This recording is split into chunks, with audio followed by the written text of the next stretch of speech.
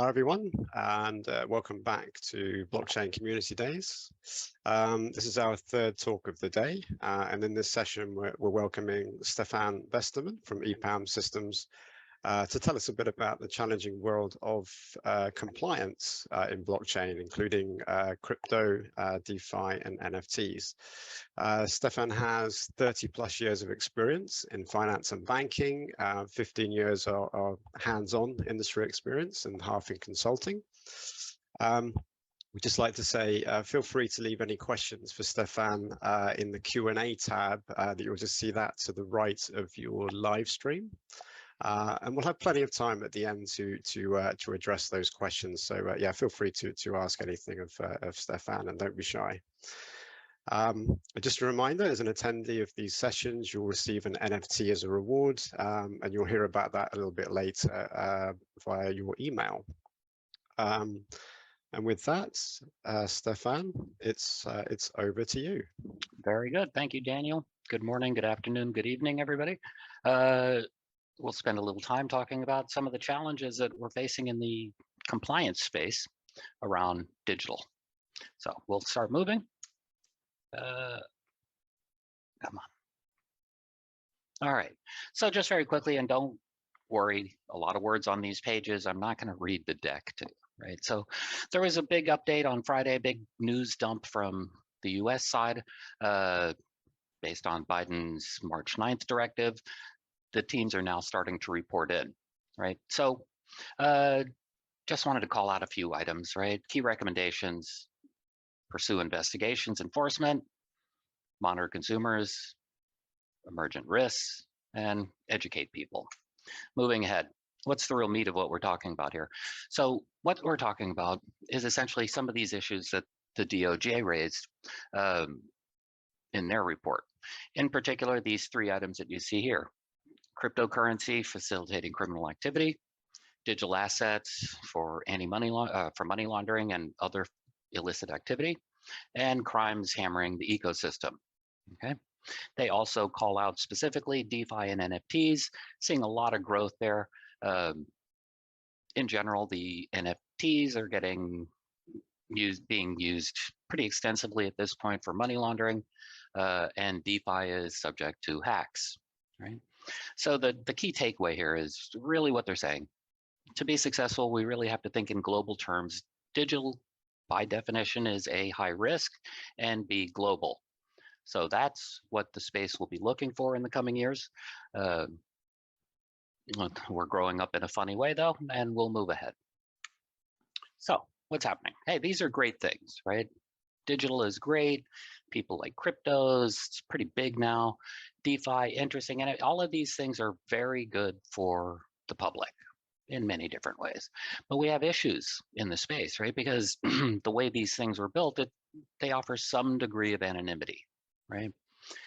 Essentially, we talk about wallets, not people or entities at this juncture, right? So the question becomes, how do we identify the bad actors and corral all that stuff, right? How do we block this stuff out? Right? The other thing is right, the rules are all in flux, everything is changing. So we have to be agile and move as best we can. At the moment, the best approach is essentially we'll try to replicate a lot of our current state. Let's say, when I say things like fiat or analog, I'm talking about the traditional investment products that we're all familiar with: bonds, equities, right? Straight fiat issues denominated in actually national currencies as opposed to digital. So I just want to get that out. So how are we going to start tackling this stuff, right? That's the big question. Again, need high collaboration, everybody needs to be involved, right, to really get this thing working. So this is just a quick view of all the market participants. It's a big space, right? It's a big space, right?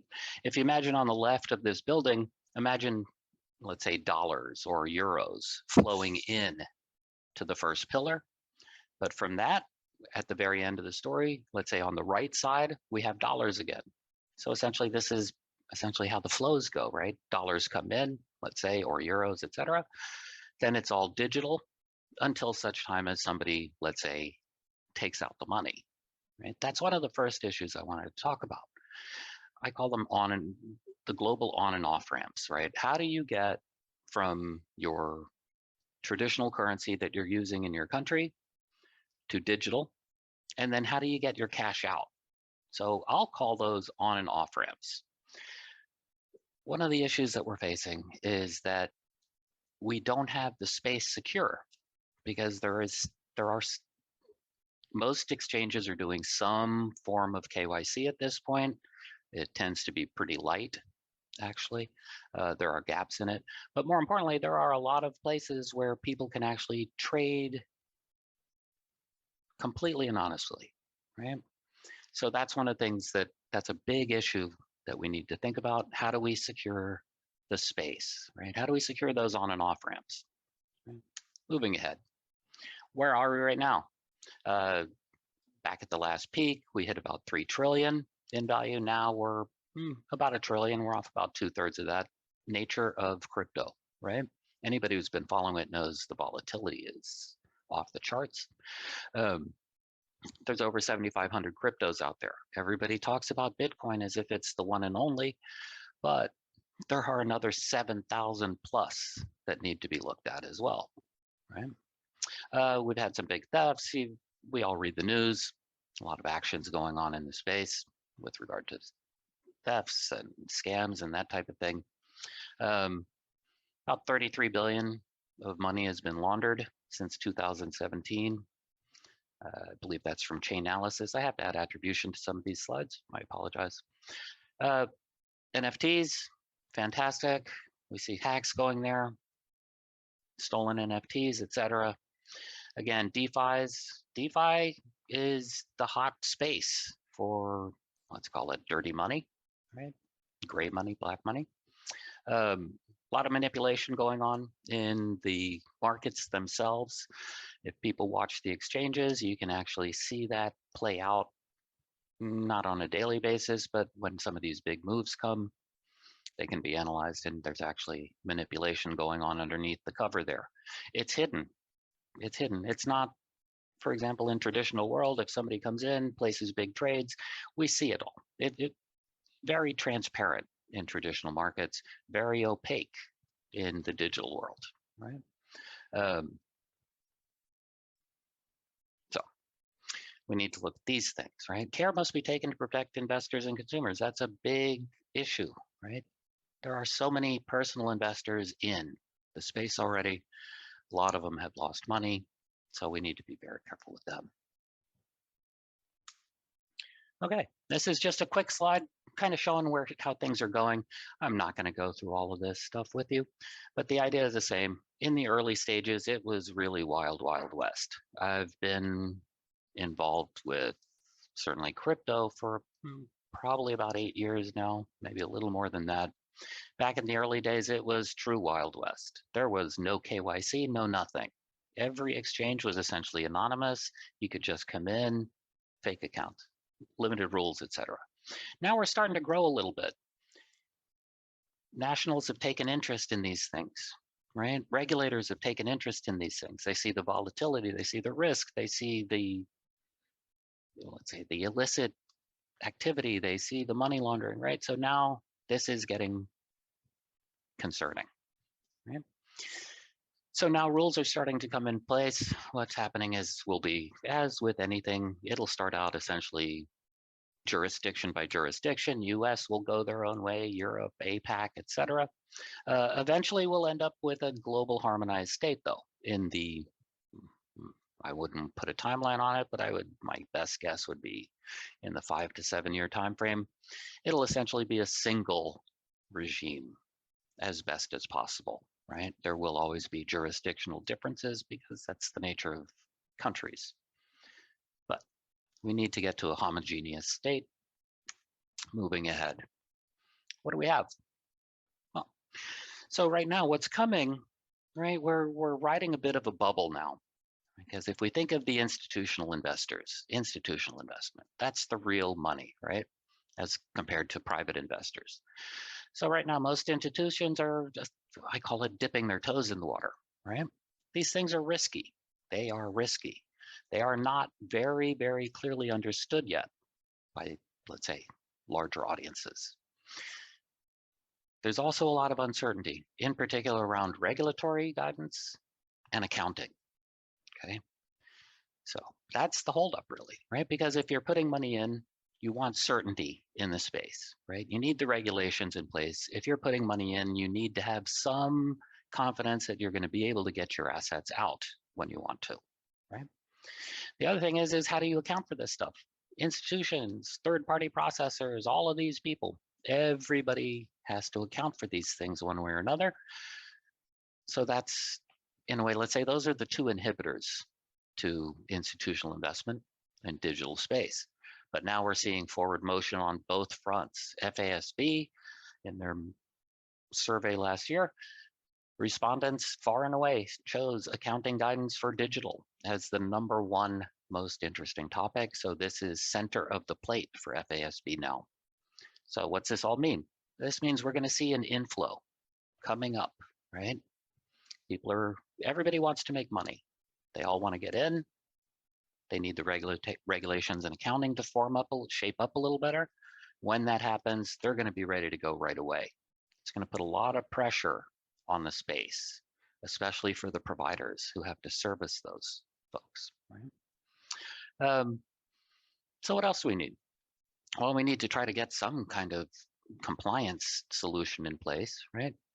It's about bridging the analog digital gap, right? Everything needs to be consolidated. When firms manage their business, things like risk, treasury, etc., compliance have to be looked at from a holistic perspective.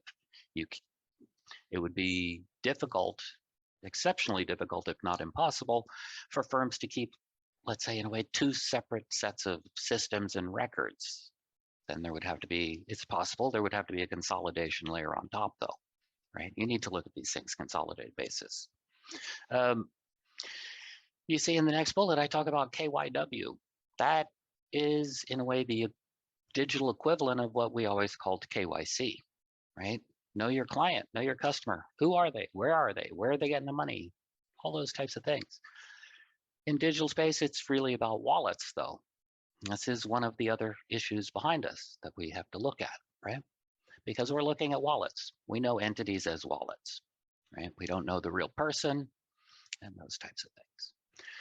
Enforcement is going to come down hard now, right? They just published. They are coming. They're going to focus on existing laws. They have provided guidance on additional legislation or enhancements to existing that they would like to see to accommodate digital.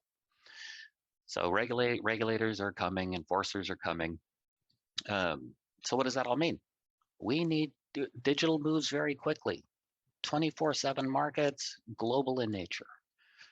We need the ability in the space to monitor these things holistically on a global basis and respond in a coordinated manner as quickly as possible. In ideal worlds, we're responding to events in real time, right?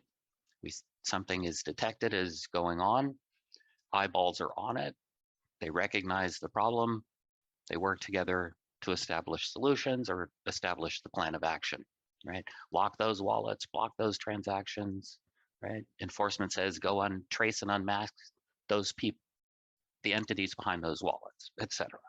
Right? Again, that terrorism and cyber criminals issue, again, there is a huge sustainable flow of anonymous digital assets and currencies out there, right? We really need to take significant action to try to close out those gaps. Okay. And then finally, as I said, if you imagine, it's not quite the finger in the dike yet, but we're getting there. There's a big pool of pent-up demand from the institutional side, driven by essentially individual investors and institutional as well. And they're ready, but they are not ready yet, right? They need a little more comfort. But when they're ready, they're going to say, okay, we're going. And everybody has to be ready as quickly as possible. Better to start now. Okay, so here's generally how these processes look, right? Integrate, right? Everything needs to be connected together. Then the monitoring. This is big data to the end level. So this will take a lot to accommodate for firms, right? Everything needs to be monitored: exchanges, markets, transactions, wallets, deeper web, the whole thing, on, off ramps, etc. Right? Scan all that, pull it all in. Then we can run it through all the analyzers, right? Identify suspicious activity. For example, manipulative trading on markets could be operating in tandem. The use of botnets is very, very acute on digital side. So you could have 1,000 wallets executing trading strategies in tandem globally on 10 exchanges simultaneously, right? Looks like 10,000 wallets, 10,000 people. Botnet. Find that command and control structure, identify it out, and for example, maybe you find one wallet behind thing and you know how to go at it, right? Events. I'm having a little trouble seeing the side of my screen here with the overlays, but then all the processing, all that fiat digital consolidation and processing, feed KYC, KYW, watch list screening, sanctions, lots of alerts, notification, workflow, trigger events, all that type of stuff, right? Actions. So now we found something. Someone found something, right? And we're off to the races, right? You look in the center of this thing, we put communication in the center because that is the key. Network collaboration, situation rooms. Let's say event is in progress, something's going on. Let's take our market manipulation.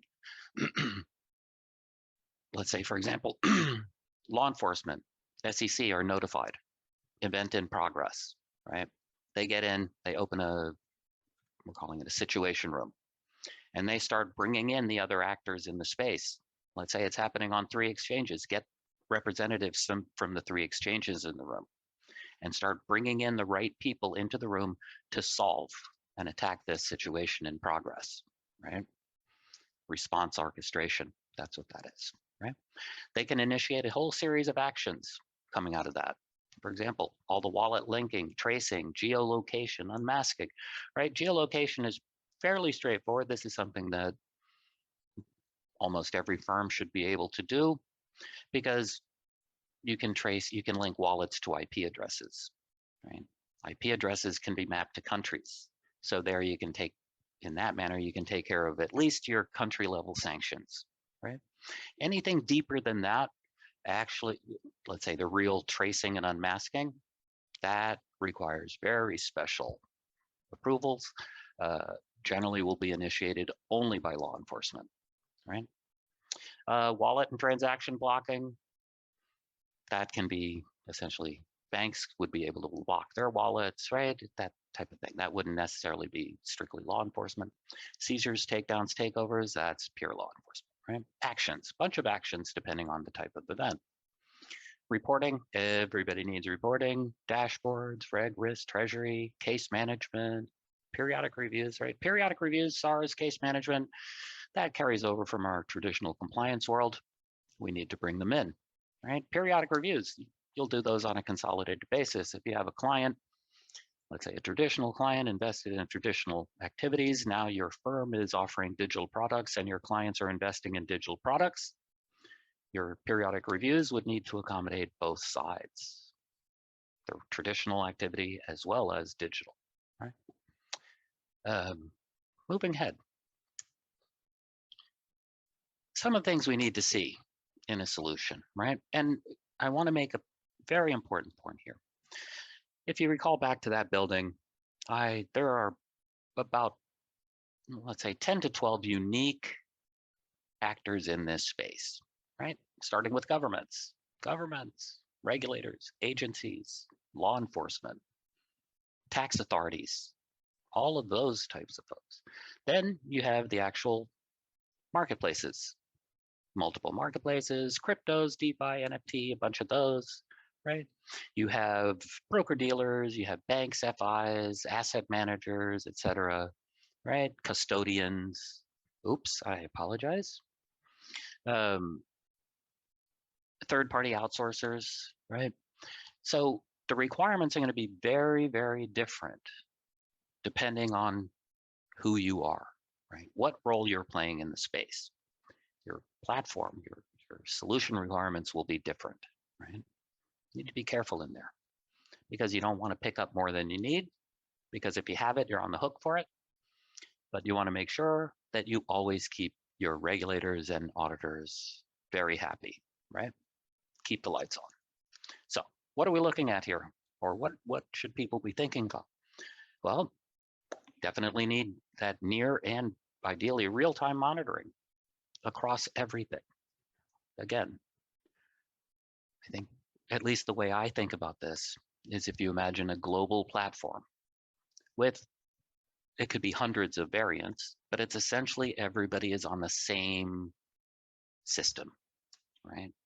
Bringing in all the data from all the blockchains, bringing in all the data from the NFT markets, the DeFi markets, et cetera, right?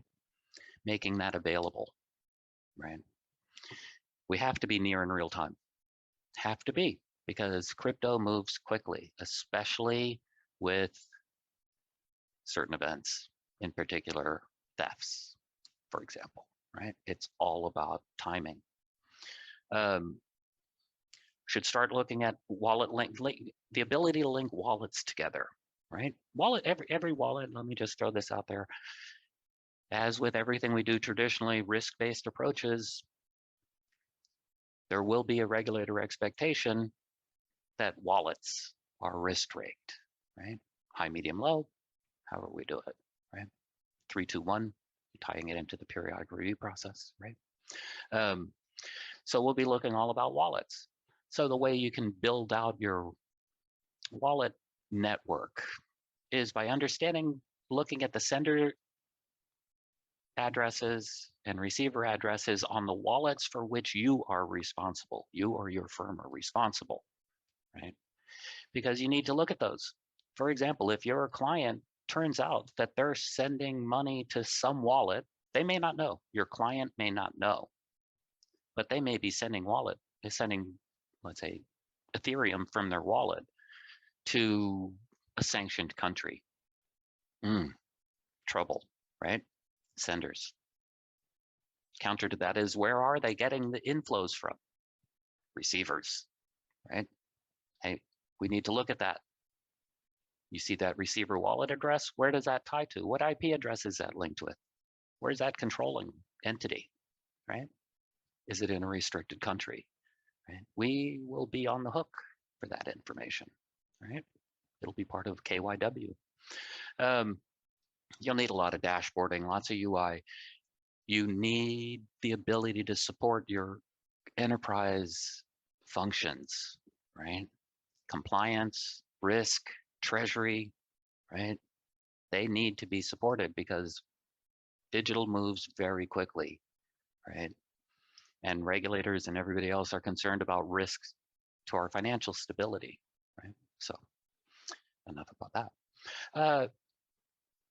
Deeper web, that is still, that's the wild, wild west right there. Everything is open there. Illicit markets in anything you can imagine, goods and services, hidden exchanges, mixers. They did recently shut down Tornado, which was great. That thing had been running for quite a while, but there are quite a number of them out there. These are all, that is in a way the black hole. That is a huge gap. It's not necessarily something that would be of concern, let's say, direct concern to, for example, providers, right? Banks, those types of people, those types of entities. That's really interesting to law enforcement though, right? Identification and linking of wallets under centralized, that is the botnet scenario, right? Need the ability to find these botnets, understand it's a botnet, and identify the command and control structure underneath those things and go at it, right? Because that's again, I'll hit that point again. The people hiding their money, or let's say doing naughty things, they're actually very, very good at it. They're at least a step ahead of, let's say, law enforcement, right? That's why they get caught, but not as, there are a lot more out there, right? They're not catching everybody because they're very good at this stuff, right? So that needs a lot more research and work, right? AI/BI false positives, right? We have that issue in our traditional world, suspicious activity monitoring. Unless those systems are properly tuned, and now some have the ability to actually learn, but unless they're properly tuned, those false positives will bury your entire team, right? Weeding through 10,000 hits. A lot of effort needs to be paid attention there, right? Similar, again, anybody who's been around for a while, if doing suspicious activity monitoring, traditional world, knows how that tuning works and the cost of those false positives. As with anything, alerting, notification, workflow, reporting has to be there. Trigger events, right? Because there are a lot of automated processes that can be kicked off based on various types of events, right? Law enforcement, tracing and unmasking of identities behind suspect wallets. Yep, they need that. They need that, right? That is some of these things similar with, for example, takeovers, takedowns, honeypots, all of those things. I put those into the generic bucket of, we'll call it what it is, hacking services. Those you have to be careful, and you're not. My opinion would be, do not let yourself get involved in that space. If you have needs in that space, there are firms out there that are already doing this, and they have all the required certifications to work with government and law enforcement. That's it. There's always room for new entrants into the space if people are really sharp and good, of course, but I would just exercise care and caution there. You need these secure ad hoc collaborative situation rooms, case management as well, right? Because it's digital, it will always involve multiple parties, multiple actors, etc., right? Bring them in to a secure space where they can look at each situation, understand it, coordinate response, right? Similar with case management. Instead of, for example, Bank X doing their full case management by themselves, and here it is, this is case X from Bank Y, here it is. Going forward on the digital side, cases will actually be multi-party cases. So they will have input from, for example, the other people involved in those situations. Right? Again, ideal solution, I've said it before, single global platform, and everything is connected. Everything's connected up, right? And then again, it would have multiple, let's say, flavors, right? We already spoke about that there would be a different series of components that you would deliver, let's say, for a third-party outsourcer versus a bank versus a law enforcer, right? Daniel, how are we doing on time? I feel like I've been racing here. Almost to the end, and then we'll open it up for questions. So we're okay, Stefan. Yeah, nothing just yet. Maybe yeah. It's moved a little quickly. We'll get into questions. So final slide, and again, I apologize, I can't see the far right of my slide. Let me see if I can fix that. Oh, there we go. Okay. So we just wanted to give a little bit of a view on some of the key components that you'd have in this, let's say, digital compliance platform, right? And again, depending on your firm's role in the space, that you could have I'm sure you'll have some of these, probably a few of these, but you may not have all of them. On our side, we've identified approximately 50 discrete components. And again, not any one firm would ever need all of this, but let's take a look at what we have, right?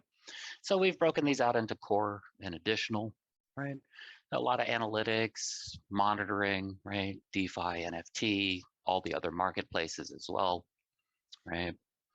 Risk, alerts and workflow, transaction, right? We've spoken about them. I've hit them. KYT, I haven't said that. Know your transaction, right? Know your transaction, know your client or customer, and know your wallet. Watch lists, need to accommodate those, right? This is where it gets tricky. I'll spend a few words on this, right? So watch lists, we spoke about before. If you're in digital world, for most entities, the best you'll be able to do is find the wallet, link it to an IP address, and find the country of that IP address, right? So that's your country level sanctions would help there. In order to actually do true watch lists, sanctions, right? All the PEPs, etc. Those entities would need to be linked directly to those wallets. If we're going from the wallet level, trying to trace to the entity, that's pure law enforcement. I haven't seen anybody else that would actually be able to request that action, okay? But let's say you're a bank. Let's say you're a bank. As a bank, you know your clients already. So your client, your names and entities are actually attached to the wallets. So that's fantastic. So if you're a bank, you'll be able to do full watch list. You'll essentially be able to do the digital on one piece, but you would be able to do that on a consolidated basis using your existing sanctions monitoring, right? Tax avoidance, big deal, right? That's a big deal. Nobody wants, that's the story with the money laundering. Tax avoidance is part of it, right? Transaction blocking, you need the ability to block those transactions. You need that ability, right? If you find somebody is doing something wrong, or one of your wallets is engaged in a scam or a theft, for example, you need to block all those transactions and lock that wallet, right? I don't know if I have wallet locking listed here. Yep, that would be another item. Lock wallets in their entirety, right? Case management, everybody needs it on our side.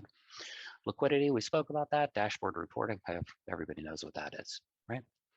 Then we have some additional modules, right? Market manipulation, that's a pretty specific one. That's very unique. That would be at the exchange and enforcement level, essentially, right? Tracking, where are these funds flowing around? Identity processor, ooh, stolen funds recovery, right? Now we're into law enforcement area again.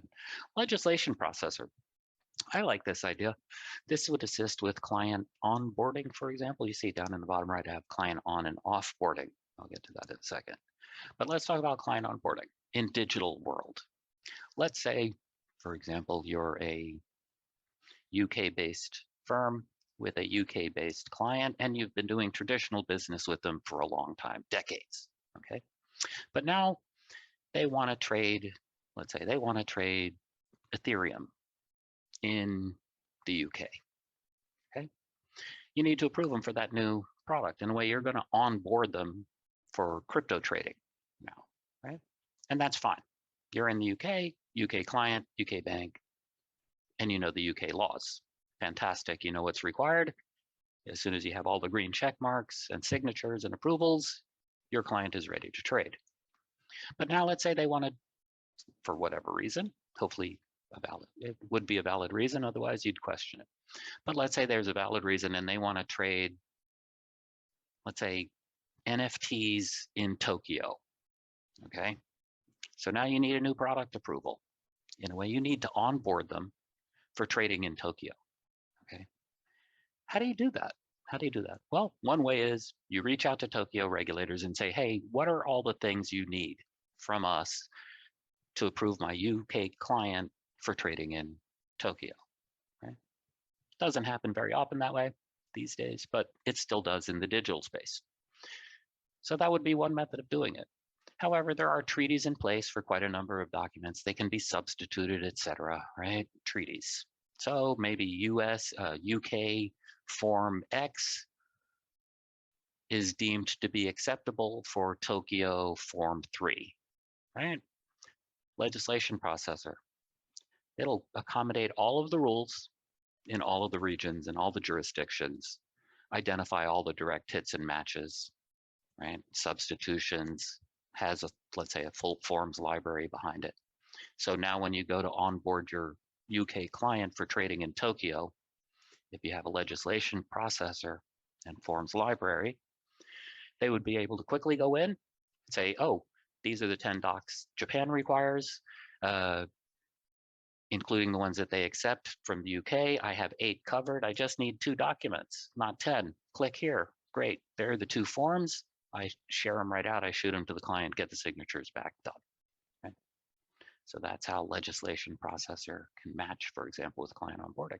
Let's talk about client offboarding. Up until maybe about 10 years ago, that was unheard of in banking. People never exited relationships, or very, very rarely.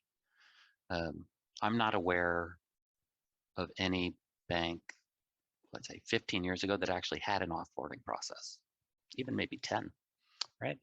But what's going on there? If you find that you're dealing with a client, so now you're a bank, broker dealer, it's a bank, asset manager, et cetera. You find out that one of your clients is doing naughty things, or they're from a restricted country, or something changes, something happened, they did something wrong, right? You may need to exit that relationship. You may need to get out, right? Corral all open contracts, understand, let's say, the cost to unwind, get all the approvals, and get that client out, right? Client offboarded. Situation rooms, we've hit that a number of times. Policies and procedures, right? This is really compliance world, right? This is putting all your policies and procedures online. US, we have a little funny because we have programs, policies and procedures, but policy is, in a way, an extract off the program. You can have all of that stuff online, right? Automated on your workstations. A lot of firms have already done this, so this is nothing new. Hi, Right? Stefan. Hi, Yep. Stefan. I'll speed it up. Yep. Yeah, just to let you know, we've got one question waiting. So if it's okay with you, absolutely, we can move I'm to just essentially wrapped up Q&A. because everything else is here, right? Botnet analyzer we covered, illicit markets we spoke about, exchange monitoring. Yep. And that's it. So I will turn it back to, oops, Daniel, hi. Let me just get the front of the screen up again. All right, I'm ready when you are. Thanks, Stefan, for that. For that in-depth analysis on our state of compliance in the blockchain world.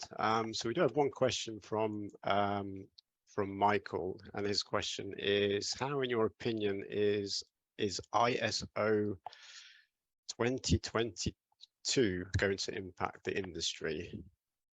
That I still need to research. I apologize, Michael.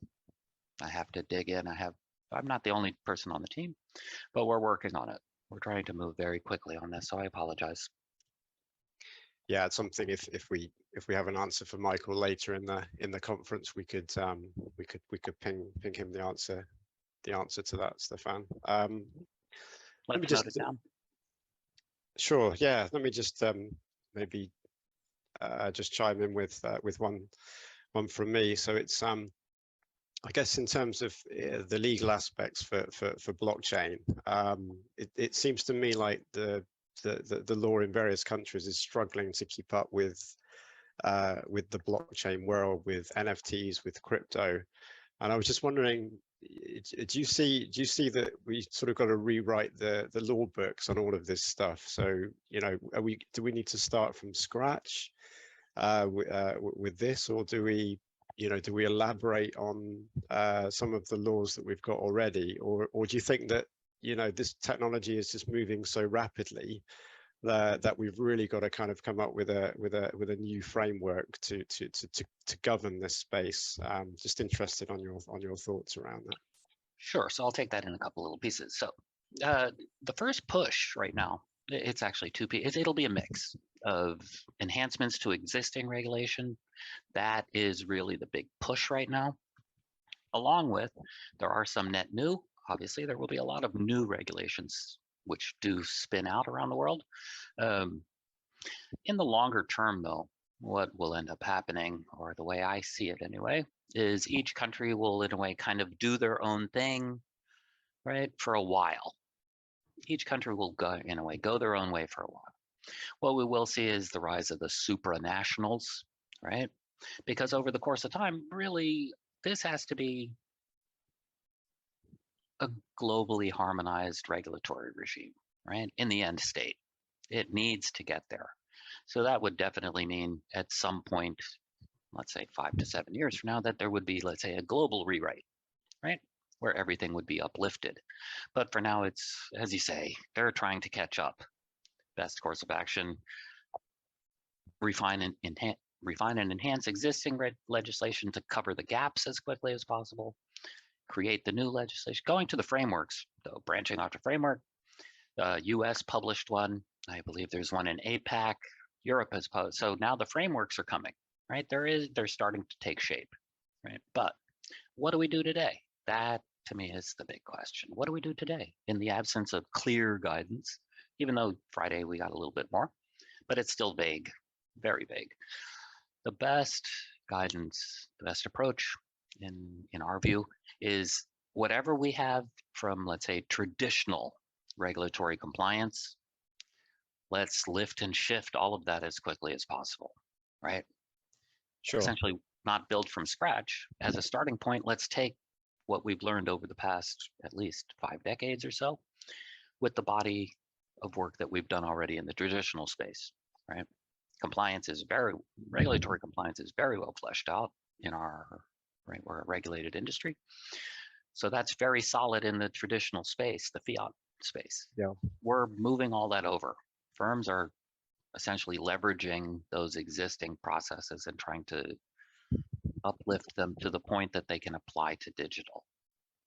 And I guess things like tokenization has been, I mean, in the securities trading, I mean, that's kind of nothing, I guess that's nothing new, right? I mean, the fact that you can now buy utility NFTs and trade them online. I mean, I guess that's been happening in, you know, finance for many decades. So although the tech has changed, it's and it's kind of a new cool thing. It's yeah, but this is again, this is trading is not trading.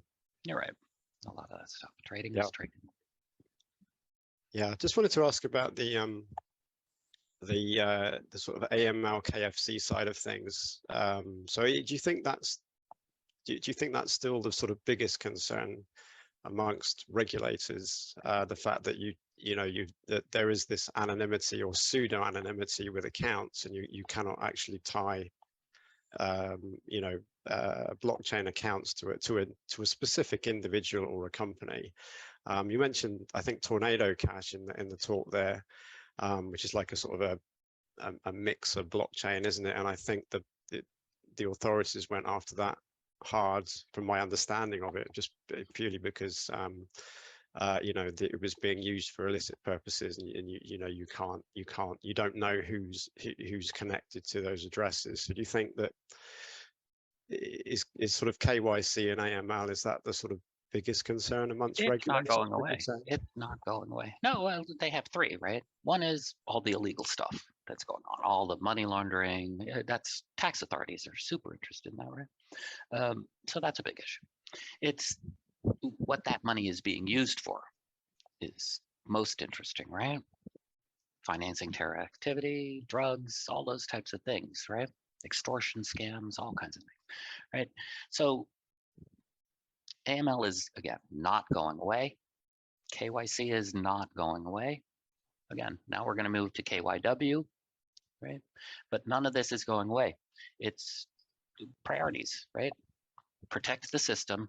Let's say protect the infrastructure, protect the global infrastructure, financial market risk, those types of things, right? Protect, enforce, go after the bad guys, right? And close off the access to, I keep calling it dirty money, right? Close it out. Yeah, so it's not going away. These are big topics, right? Especially these mixers.